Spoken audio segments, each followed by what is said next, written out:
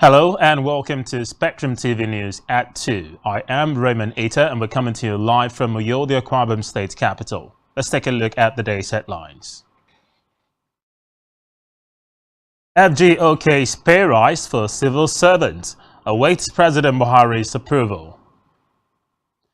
Akwa Ibom State Governor-elect Pastor Moino and State House of Assembly member-elect to get certificate of return today. Plus, King Charles III to address German Parliament in state visit.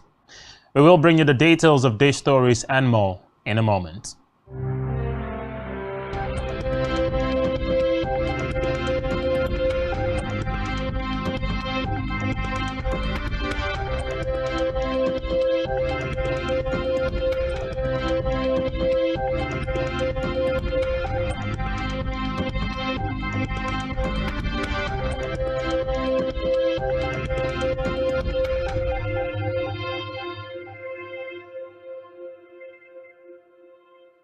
Welcome and many thanks for joining us. We begin this afternoon with a report that the Minister of Labour and Employment, Chris Ngige, has revealed that the federal government has approved a pay rise for civil servants in the country.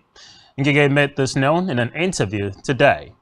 The minister said the salary increment became important in view of the current economic reality of the country.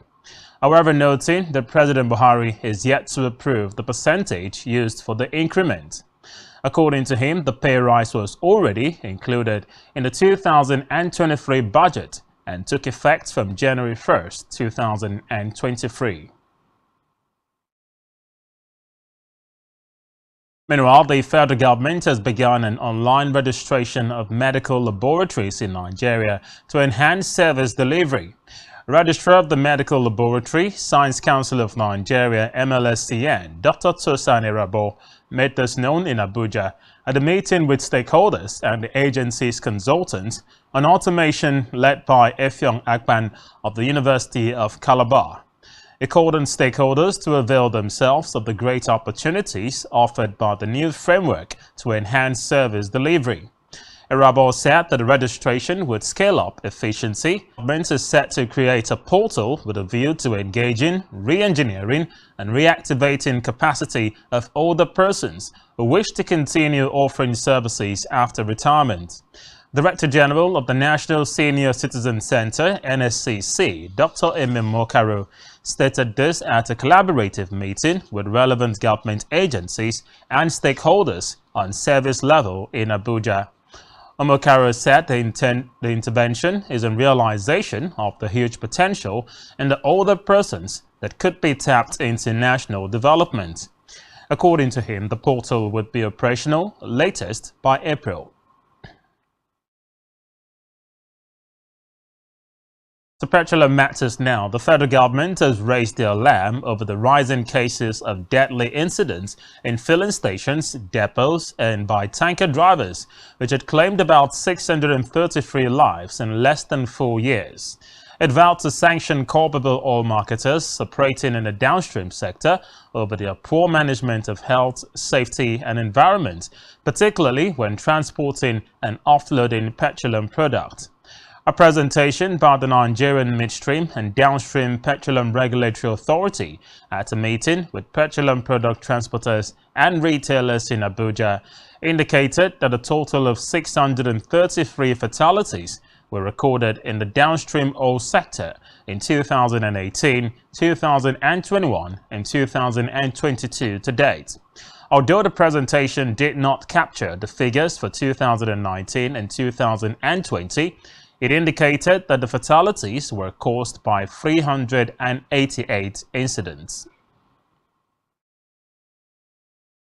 Elsewhere, the federal government has rolled out its enhanced e-passports as well as unveiled a new passport production center and front office in Ilesha, Osun State. At the launch, Minister of Interior Ralph Aregbesola stated that the production and front office facilities would make it easier for more travelers to get their Nigerian international passports. He said the facilities in Ilesha would join others in Lagos, Ibadan, Enugu, Katsina, Zaria, Daura, as well as the Nigerian foreign missions in countries such as the United States, United Kingdom, and Canada, among others, where the enhanced e-passport system has been rolled out recently. In a statement, Aregbesola noted that the Nigeria Immigration Service has continued to make remarkable contributions to the overall service delivery and accomplishment of the mandate of the Ministry of Interior, which he had supervised in 4 years.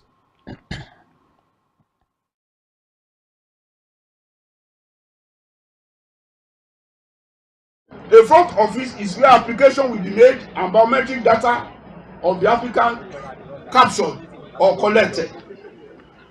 It is a non-judgmental center, meaning that no decision will be made here, but the application and biometric data of the applicants will be collected and forwarded to the Nigerian Immigration Service for processing and issuing. It is important also that they apply by themselves at the Nigerian Immigration Service portal, which is online, and not through touts and unscrupulous officials, which often bring act aids. I assure the Nigerian Immigration Service of our government readiness to support for the service in the discharge of its mandate. I particularly urge the service to work closely with Osun State government to stop illegal migration from outside. The production center in Ilesha is unique in the sense that it's the only center where state capitals will be producing their passports. The production center and the front office in Ilesha,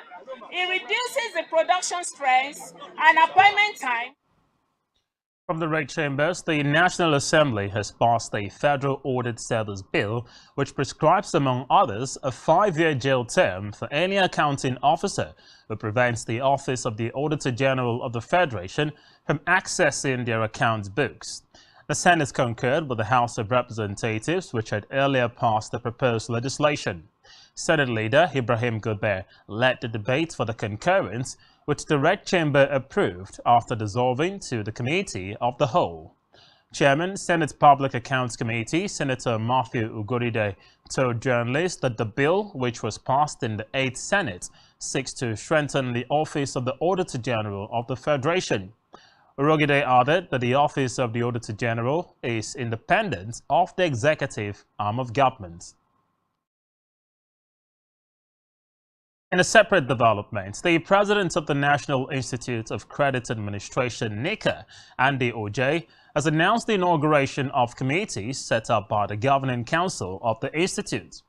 In a statement, Andy disclosed that during the inauguration event in Lagos, the president appreciated its members for accepting to serve the Institute voluntarily, honorably, and consciously through the various committees, which includes education, training and research, membership and subscription, publication and events, government, corporate relation committees, among others.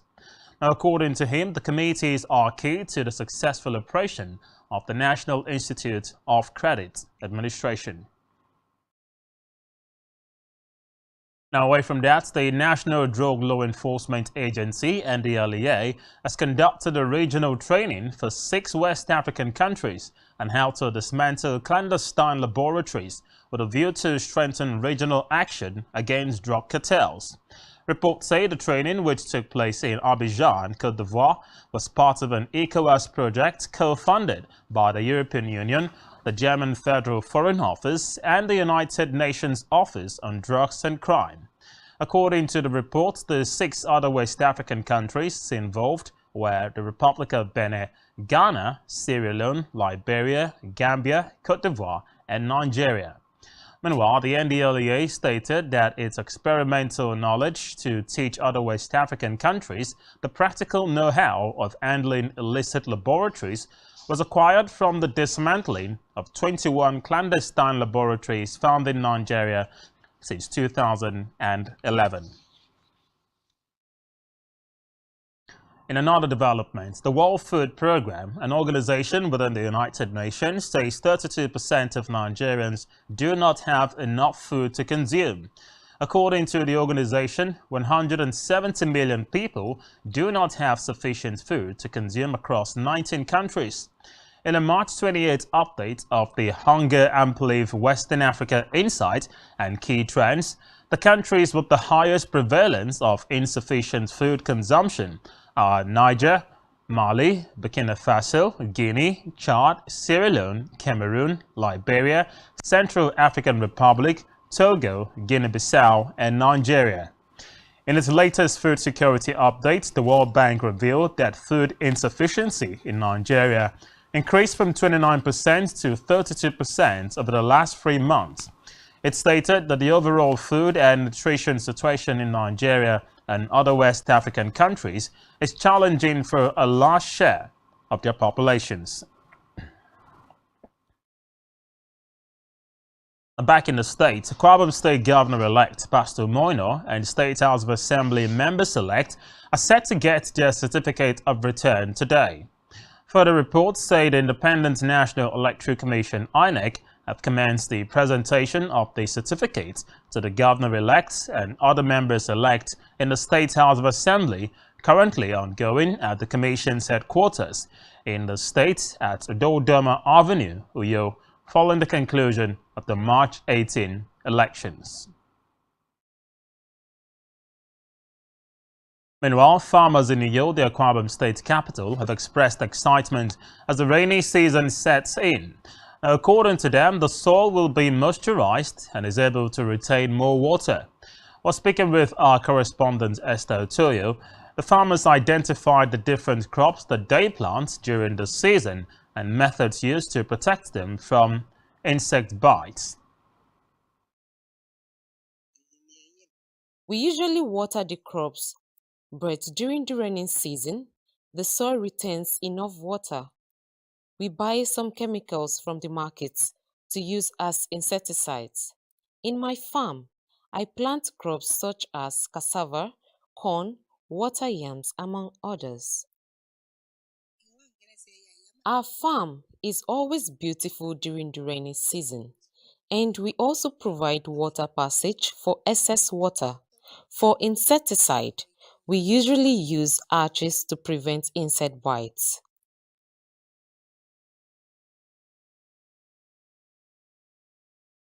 Disclosed that excess water in the soil can affect their crops negatively rather than growing them.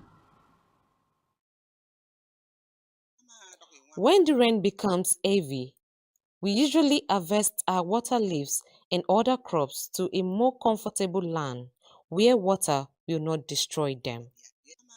When the rain becomes We move to Africa, where the United States Vice President Kamala Harris has arrived in Tanzania on the second leg of her first tour to Africa. According to reports, she will be meeting Tanzania President Samia Suluhu to discuss issues of the country's non-alignment over the war in Ukraine. According to her, the U.S. has been keen to get more countries to condemn the Russian invasion.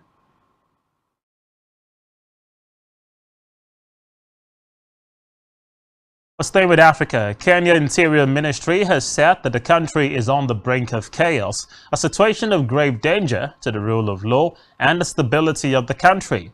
The ministry has deployed a robust police presence to stop the irretrievable anarchy ahead of more opposition protests planned. According to the president's official residence, roadblocks have been mounted on the roads leading to the State House.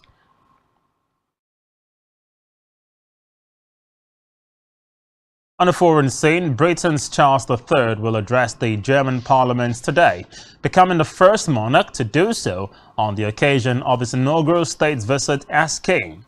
Germany marks the first trip abroad for Charles since ascending the throne and is being interpreted as a strong gesture to build post-Brexit ties with the continent. While speaking at a state banquet hosted by German President Frank Steinmeier, Charles hailed the enduring value of the UK's relations with Germany. He added that the two countries' joint support for Ukraine in its battle against Russia's unprovoked aggression epitomized their commitment to protecting and advancing shared democratic values. Still on the foreign scene, United States has announced hikes in fees for certain non-immigrant visa NIV application processing fees. The increment, published in the Federal Register on March 28 this year, will be effective from May 30, 2023. Well, the U.S. government in the document set the fee for B1 and B2 visitor visas, border crossing cards for Mexican citizens aged 15 and above, and student and exchange visitor visas will increase from $160 to $185. Also, the fee for certain petition-based non-immigrant visas for temporary workers will increase from $190 to $205. It said the NIV fees are set based on the actual cost of providing visa services and are determined after conducting a study of the cost of services. You're watching Spectrum TV News at 2. Still to come. Not signed Pakistan paceman Shaheen Afridi for cricket's T20 blast. To stay with us.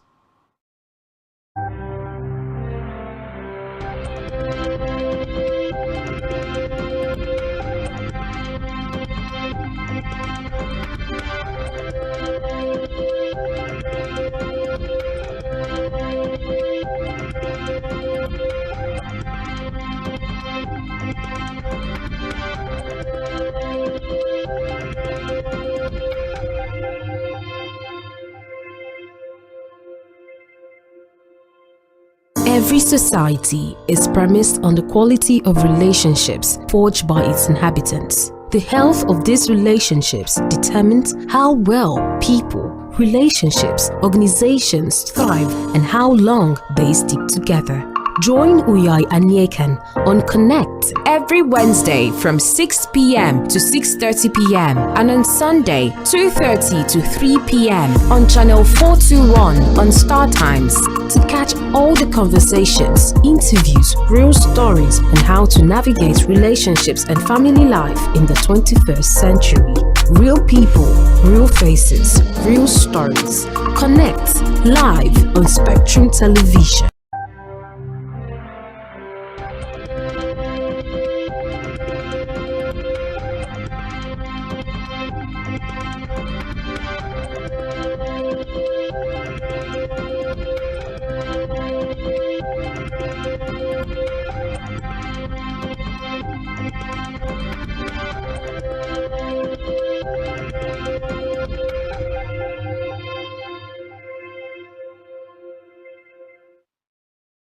Welcome back and many thanks for staying with us. And now to the rest of the news. In business, the federal government, in partnership with private sector investors, have commenced moves to deploy 1,000 mini-grids to electricity across the country. We're speaking at the electrification fund called Free Bidders Workshop in Abuja. The managing director, Rural Electrification Agency, Ahmad Salijo, who was represented by the agency's executive director, Corporate Services, Olaniyi Alaba, announced that over 1,000 mini-grids would be built nationwide under the REF program and other off-grid initiatives. Alaba stated that from the inauguration of various REF projects, including REF Coast 1 and 2 mini-grid projects, they have proven that renewable energy technology is good economics and that the business models rather work. Staying with business, many farmers, particularly those in remote villages, have reportedly switched to trade by barter in order to feed, following the cash crunch caused by the narrow redesign policy of the Central Bank of Nigeria. Well, according to the President, All Farmers Association of Nigeria, AFAN, Kabir Ibrahim, the latest findings by the association indicated that farmers lost about 30 billion naira due to the naira crisis, noting that all arms of the agricultural sector were hit by the painful CBN policy. Ibrahim also added that the poultry sector was among the worst hit, while other producers of agro-commodities also suffered severe losses. It therefore urged the CBN to increase the release of cash so that it could spread to villages and other remote areas across the country where farmers were practicing trade by barter. And now in health, the federal government, Sight Savers Nigeria and other non-governmental organizations are reportedly developing a national guideline for the management of morbidity and disability induced by neglected tropical diseases, NTDs, in the country. While speaking at the Sight Savers Nigeria Morbidity Management and Disability Prevention meeting in Abuja, National Coordinator of the NTDS program of the Federal Ministry of Health, Nse Akpan, said the guidelines would eliminate lymphatic paralysis, popularly called elephantiasis, among others. According to reports, NTDs are a diverse group of 20 conditions that are mainly prevalent in tropical areas where they affect more than 1 billion people living in impoverished communities. Staying with health, humanitarian intervention aimed at improving the survival of children affected by conflict through the provision of food, nutrition, sanitation, and the protection services in Nigeria's northeast region will empower over 300,000 mothers and caregivers.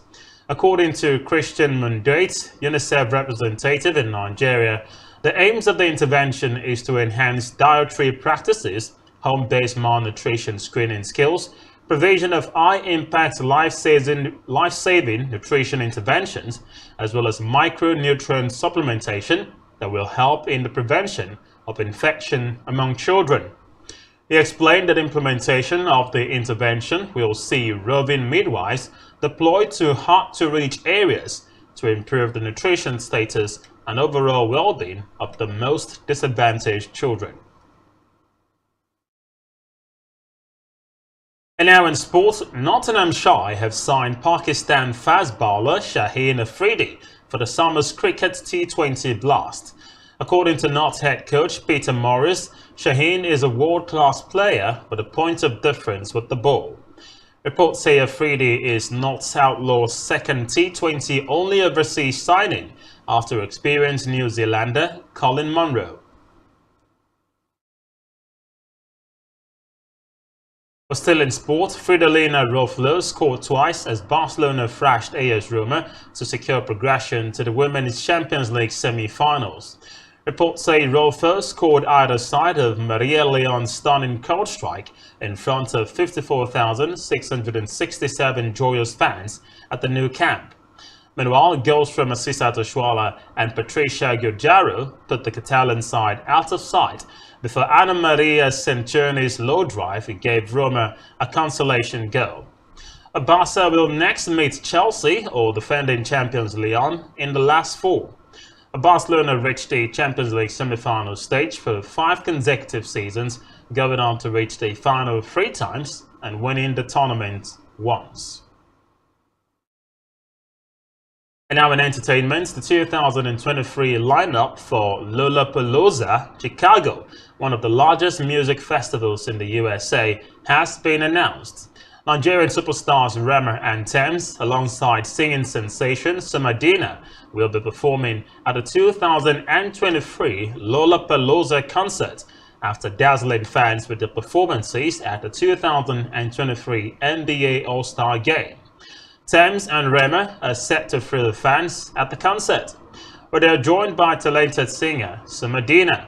The 4-day event, which runs from August 3rd to August 6th, will be headlined by some of the biggest names in music, including Kendrick Lamar, Billie Eilish, the Red Hot Chili Peppers, or Deezer, among others. The festival will take place in Grants Park, Chicago. Still in entertainment, Nigerian megastar Davido has released the track list for his upcoming album Timeless, set for release tomorrow, Friday, March 31. The track list consists of 17 tracks, which features from Nigerian and international artists, including Faith, Ashake, and Caveman. For international collaborations, there is the British-Nigerian rapper Skepta, multi-Grammy-winning Angelique Kidjo, South African singer Musa Keys, and Jamaican dancehall star Dexter Daps. But Timeless is coming off the back of his 2022 release Stand Strong, which is not included in the album.